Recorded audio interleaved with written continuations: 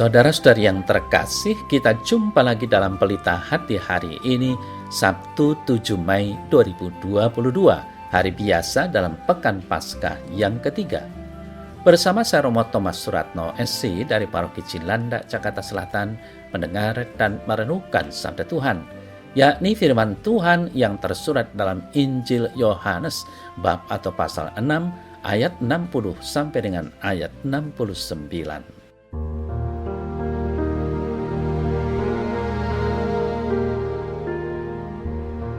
Setelah Yesus menyelesaikan ajarannya tentang roti hidup, banyak dari murid-muridnya yang berkata, "Perkataan ini keras, siapakah yang sanggup mendengarkannya?"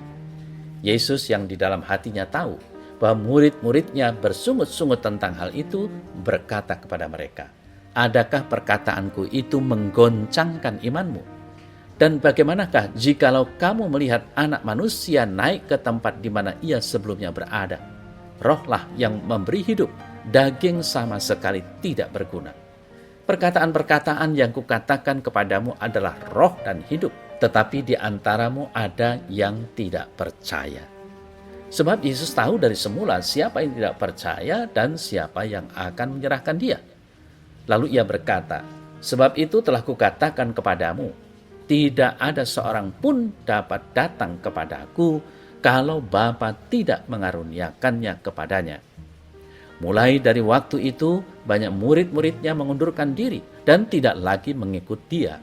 Maka kata Yesus kepada ke-12 muridnya, "Apakah kamu tidak mau pergi juga?" Jawab Simon Petrus kepadanya, "Tuhan, kepada siapakah kami akan pergi? Perkataanmu adalah perkataan hidup yang kekal, dan kami telah percaya dan tahu bahwa Engkau adalah yang kudus dari Allah."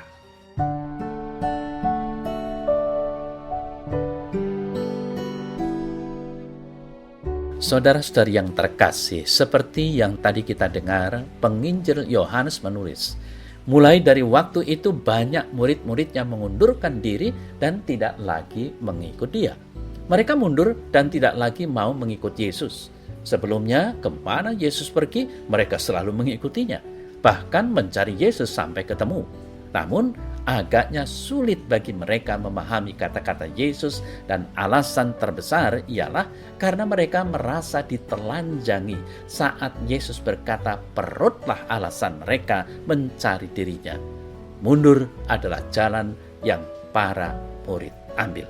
Namun, saudara yang terkasih, di tengah banyak murid yang mundur dan tidak mau mengikutinya lagi, Yesus tidak berusaha menahan para murid yang masih setia. Dia juga tidak membujuk mereka tetap tinggal. Sebaliknya, Yesus menantang mereka. Yesus menghadapkan mereka pada pilihan, ikut dia atau tidak. Apakah kamu tidak mau pergi juga? Dalam pertanyaan ini, Yesus menegaskan bahwa tidak ada paksaan apapun berkaitan dengan dirinya dan menganggap lumrah seandainya para murid tidak lagi mengikutinya. Saudara yang terkasih, apakah kamu tidak mau pergi juga? Lihat, ada kata mau dalam pertanyaan guru dari Nazaret ini. Mengikut Yesus memang lebih berdasarkan kemauan ketimbang kemampuan intelektual seseorang. Kemauanlah yang memampukan orang menjadi setia. Kemauanlah yang membuat para rasul untuk berdiri di samping Yesus dan menjanjikan kesetiaan mereka. Atas pertanyaan Yesus, Petrus menjawab dengan pertanyaan pula, "Tuhan, kepada siapakah kami akan pergi?"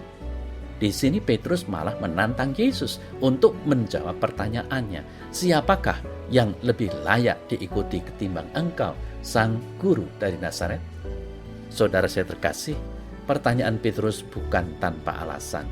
Petrus menegaskan, "Perkataanmu adalah perkataan hidup yang kekal, dan kami telah percaya dan tahu bahwa Engkau adalah yang kudus dari Allah."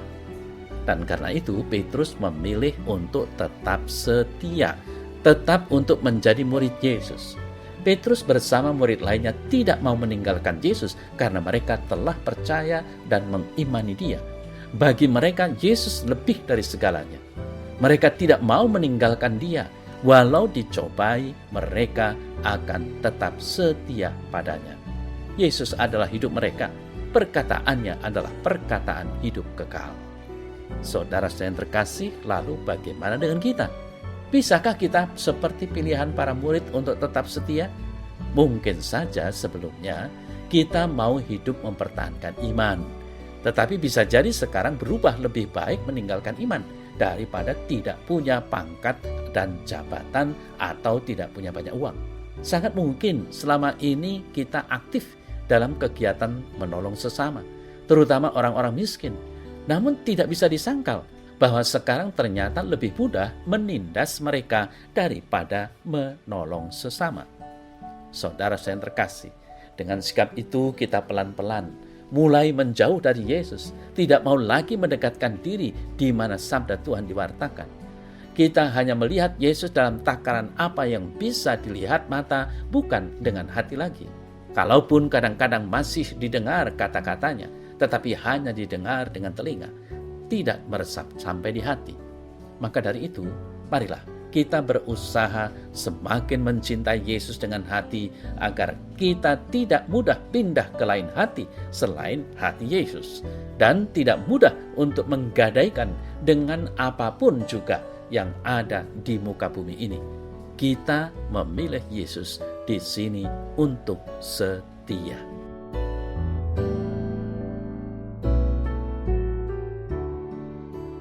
Dalam nama Bapa dan Putra dan Roh Kudus. Amin.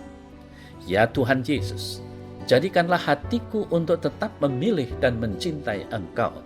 Kuatkanlah hatiku selalu untuk tidak tergoda pada hal-hal duniawi yang hanya bersifat sementara saja. Amin. Semoga Allah yang Maha Kuasa memberkati saudara dalam nama Bapa dan Putra dan Roh Kudus. Amin.